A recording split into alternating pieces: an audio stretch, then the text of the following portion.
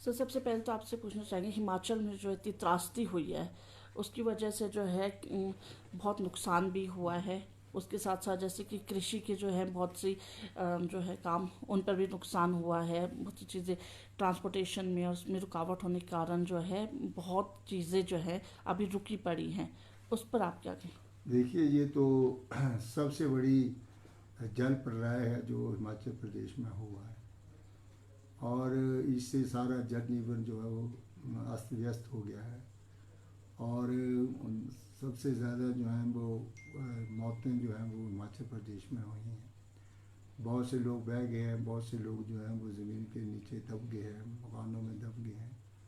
तो ये सबसे बड़ी एक ट्रेजडी है जिसके बारे में अगर हम वर्णन करें तो जो नुकसान हमें हुआ है वो 8,000 करोड़ से भी ज़्यादा का नुकसान जो है वो हिमाचल प्रदेश में इस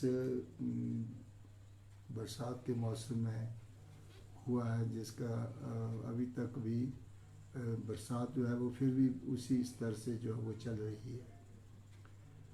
हमारे आदरणीय मुख्यमंत्री जी ने लगभग सभी जिलों का जो है वो दौरा किया है, बहुत से चुनाव क्षेत्रों में गए हैं और देखते हैं कि बड़े पैमाने के ऊपर सड़कें रुक गई हैं। जनजीवन जो है वो बिल्कुल ठप हो गया है। हमारी ट्रांसपोर्ट सिस्टम जो है बुरी तरह से आहत हुआ है। और जो किसान बागवान जो कि सेब उत्पादन करने वाले हैं, अब तक भी रास्ते नहीं खुले हैं। और सेब जो है वो मंडियों तक नहीं पहुंच रहा, बाज़ार में नहीं पहुंच रहा है। बहुत सी ऑफ सीजन वेजिटेबल्स जो हिमाचल प्रदेश में दूर दराज के इलाकों से आते थे, जैसे लाहौल है, स्पीति से, कुल्लू से, आपके ठियोग से, और चंबा के दूर दराज के इलाके, सलूनी वगैरह और बजराड़ू, तीसा वगैरह से आते थे।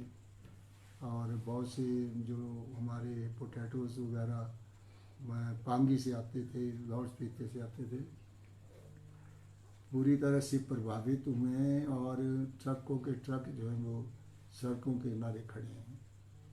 और कुल मिलाकर के कोई 8,500 करोड़ रुपये का नुकसान तो एग्रीकल्चर डिपार्टमेंट में हुआ है। बहुत सी ज़मीनें बह गई हैं, फसलें तबाह हो गई हैं।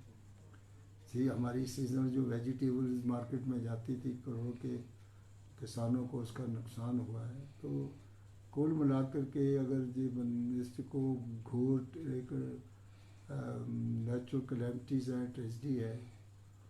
लेकिन जो कुछ अभी भारत सरकार हमें दे रही है वो तो उनके मुंह में जीरे की बात है। अभी 200 करोड़ रुपया जो है वो अगली रिलीफ के लिए उन्होंने भेजा है।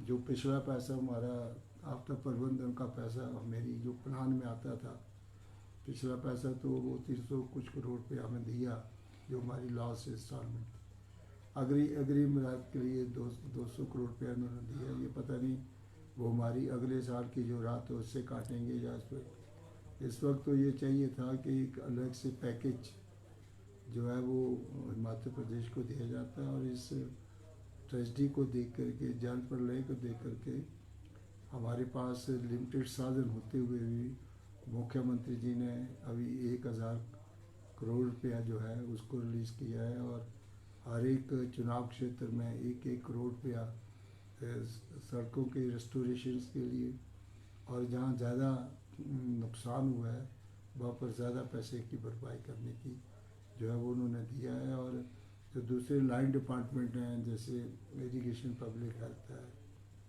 एग्रीकल्चर डिपार्टमेंट है, उसमें भी जो पैसा दिया है वो बड़ा कम है। तो किसानों को अपने खेत को रिस्टोर करना, ज़मीनों को रिस्टोर करना, फसलों की भरपाई करने के लिए पैमाने बदले हैं। अगर आंशिक रूप से कोई मकान गिर जाता है, टूट जाता है, तो तुरंत 1 लाख रुपए की राहत दी जाती है। इसी तरह से जो हमारा मुआवजा है प्रति बीघा, वो पहले कम था, 1,000 रुपया था, नुकसान का उसको बढ़ा करके 2,000 किया। तो कुछ राहत तो लोगों को दी है, लेकिन अभी तक भी हम सड़कें नहीं खोल पाए, नेशनल हाईवेज नहीं खोल पाए। स्टेट रोड्स की तो हालत ही बिल्कुल ख़राब है, बहुत से ब्रिजेस बह गए। तो इस को करने के लिए वे बड़ा लंबा समय लगेगा, तब जा कर के जल जीवन जो है वो ठीक ढंग से नॉर्मल से आएगी और सबसे ज़्यादा टूरिज़्म जो है वो आहत हुआ है। जो हमारी जीडीपी थी वो कम हुई है। अगर टूरिस्ट आता तो हमारे होटल्स खाली पड़े हुए हैं और लोगों में एक भय का और शंका का वातावरण बना हुआ है।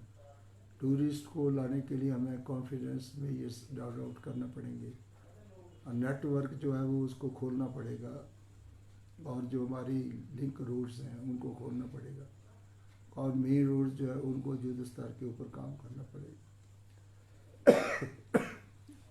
पानी की स्कीमों को रिस्टोर करना पड़ेगा और एक लोगों में कॉन्फिडेंस पैदा इसलिए करना पड़ेगा कि ये जो व्यापक ट्रेजेडी हुई है इसको मिटिगेट करने के लिए सरकार तत्पर है और जो टूरिस्ट है उस पर भी कॉन्फिडेंस बिल्डिंग मेजर्स अडॉप्ट करना।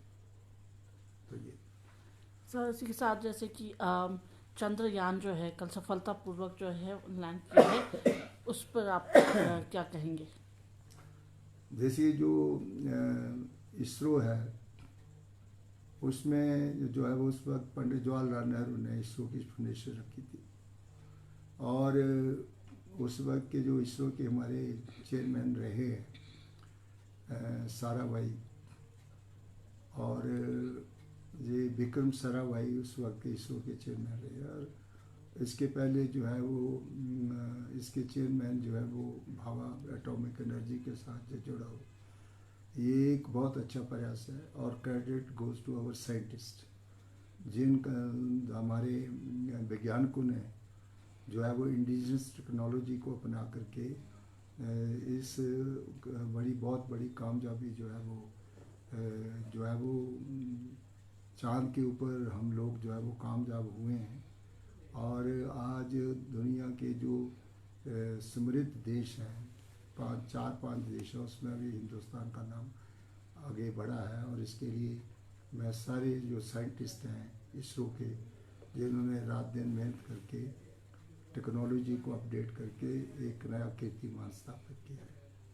अब एक सैटेलाइट हमें जो है वो मून मिल गया है और उस सैटेलाइट से आगे जाके हम खगोल शास्त्र के जितने प्लैनेट्स हैं चाहे वो सैटर्न है, शुक्र है, शनि ग्रह है, उसके ऊपर भी लोग जा सकते हैं और अब इस कामयाबी से आगे जो है वो हम विश्व की खोज में खास करके जो हमारा ब्रह्मांड है उसको हम जो है वो बड़ी बारीकी से उसका अध्ययन कर सकते हैं।